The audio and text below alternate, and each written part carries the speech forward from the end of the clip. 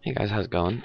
Full Metal Gamer here again. I just wanted to do a follow-up to my last Barbarian build video that I did. The one I did was a pre-60 pre-Inferno build, and I pretty much had gone all offense without any real defense for normal Nightmare and Hell difficulty, and I didn't run into any problems. I got Diablo on Hell difficulty first shot with an all-out offense build. And pre-60, I'd swap out passives here and there if I needed to. Basically use the same abilities that I showed. See here, I'm using pretty much the same abilities that I showed in my last video. But the passives that I was using, I didn't really, I mentioned them in the description, but I didn't actually put them in the video, which some people were asking about, because, like I said, depending on the situation, I had to swap some out. And moving on into Nightmare, I've found that I'm still using that same build, an all-out offense build. I've had to drop a little bit of damage to get a little bit more life, because there's some enemies that will literally one-shot you in Inferno. So I've swapped out a bit of the damage that I had for a little bit more vitality, just so that I can withstand some of those really big hits.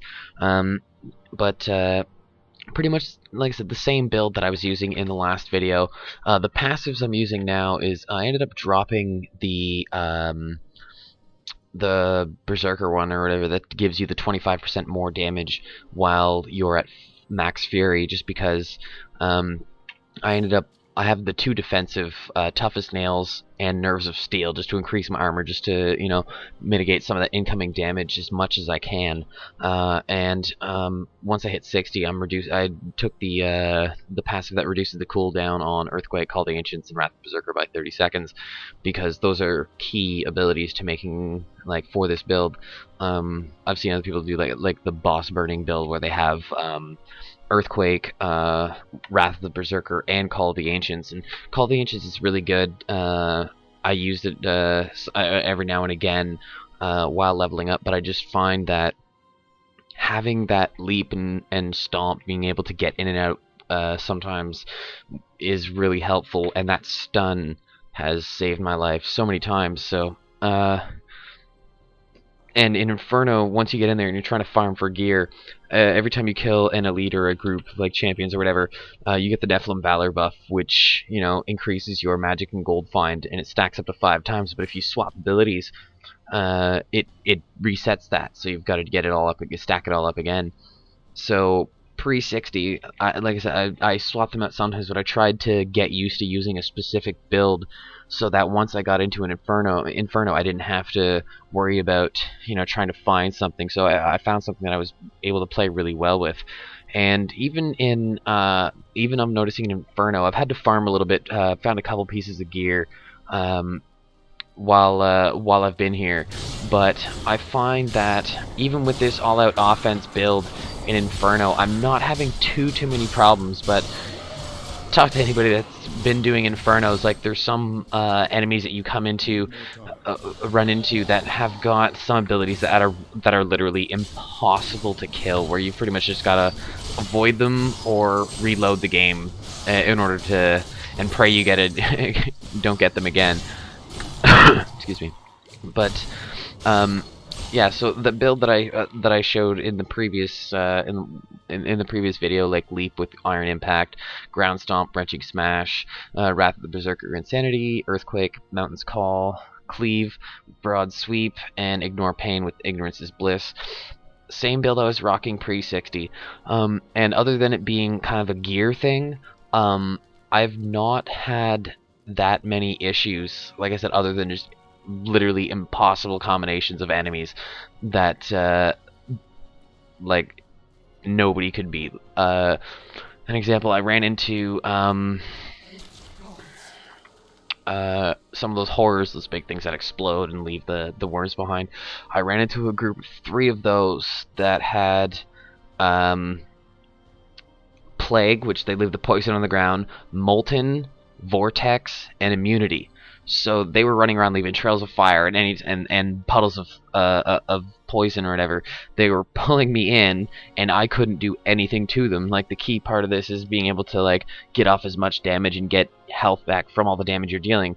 If you have enemies that are immune to your damage and just keep sucking you in, there's not really, I don't think, many builds can do. And I've tried, like, there's a couple that have had similar things like that where I've kind of kited and ran in, got a couple hits off, and then used leap to actually get out and kind of kited them. I think there's an elite that I ran to was one of them, and he just had an insane, like, combination of abilities, and it took me, I think, 6 minutes, 5 or 6 minutes to end up killing him, because I literally had to run in, hit him whenever I could, leap out, kite him around, and so there is certain combinations of abilities that are just absolutely insane. But Inferno for me has been the most fun in the game. Like, I love the story for the game. Normal, hell, and nightmare difficulties were all really cool, and I enjoyed progressing through them, and I still am with other characters. But Inferno for me is challenging, as it should be. Not a lot of people are going to get to Inferno, or are going to try and get through Inferno, because it is rather difficult at times. And yeah, no, Inferno definitely. If you are finding, if you're enjoying Diablo, if you love Diablo, and you find it not challenging at all, rip through, get to Inferno, and you will not be disappointed, because it is a lot of fun. It can be frustrating at times, like I said, when you run into those enemies that have just virtually impossible combinations of abilities. But yeah, Inferno's great. My all-out offense build in Inferno still working, as you can see.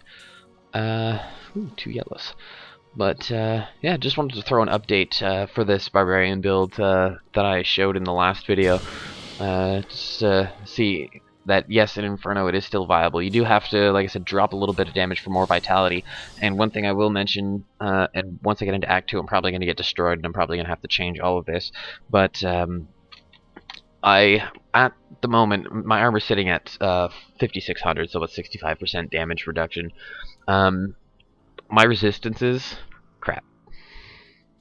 So for Act 1 right now, that's not a big deal. But from what I've seen and heard, once I get into Act 2 and stuff, the resistances might, you know, I might actually have to drop a shit ton of damage, maybe go Sword and Shield and get a bunch of resistance gear. But so far, towards the end of Act 1 Inferno, my all-out offense build that I was using before, still working pretty good. So yeah, alright, well, I guess that's it for now. More videos to come, I'm sure. Thanks a lot for watching. Check out thefullmetalgamer.com for blog posts and rants about all the cool shit that I really like. And thanks for watching. I'll see you guys around.